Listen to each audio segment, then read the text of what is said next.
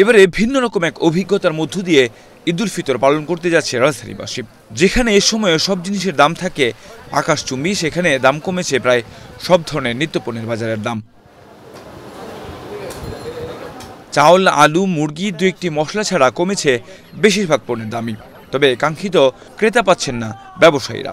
বাংলাদেশের নিয়ামত সবচেয়ে সস্তা গরুর গোশত আছে, বাংলাদেশের ভিতরে সবচেয়ে সস্তা গরুর গোশত। যে পরিমাণ ক্রেতার আগ্রহী বা ঈদ উপলক্ষে আমরা যে পরিমাণে আমাদের ব্যবসায়ীদের একটা আশা আকাঙ্ক্ষা বা আমাদের চাহিদা ছিল, আমরা ওই রকমভাবে যদি এভাবে যদি চলতে থাকে তাহলে আমরা ব্যবসায়ীরা অত্যন্তভাবে ক্ষতিগ্রস্ত হবে। তো প্রত্যেক বছরে আপনার এই সিজনগুলো আসলে মানে এমন যে দাম বাড়ে, যেটা মনে করেন না কাস্টমারের দাম বললে কাস্টমার হিমশিম খেয়ে যায়। কিন্তু দাম কমার সুফলে খুশি ক্রেতারাও। তবে দু একজনের অভিযোগ, এখনও নাগালের মধ্যে আসেনি সব পণ্যের দাম। এমনি প্রথম দিকে যে দামটা ছিল তার চেয়ে একটু কম, কিন্তু মাঝে মাঝে কী যেন কারণে বা কোনো সমস্যার কারণে একটু ওঠে, আবার একটু হয়তো কমে। এটা আসলে বোঝাবার কষ্টকর ব্যাপার। আসলে আমরা তো কনজিউমার, কিনতে হবেই। তো কম্পেল আমরা করি কি এখন অল্টারনেটিভলি কম টাকায় কিনে ম্যাচ করার চেষ্টা করি। হয়তো মুরগি আগে কিনতাম দেশি মুরগি, এখন কিনি ওই পাকিস্তানি মুরগি।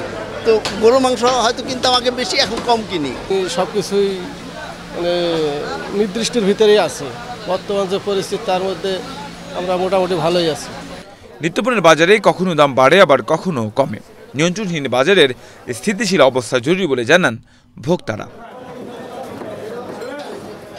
কাউসার আহমেদ, এশিয়ান টেলিভিশন, ঢাকা।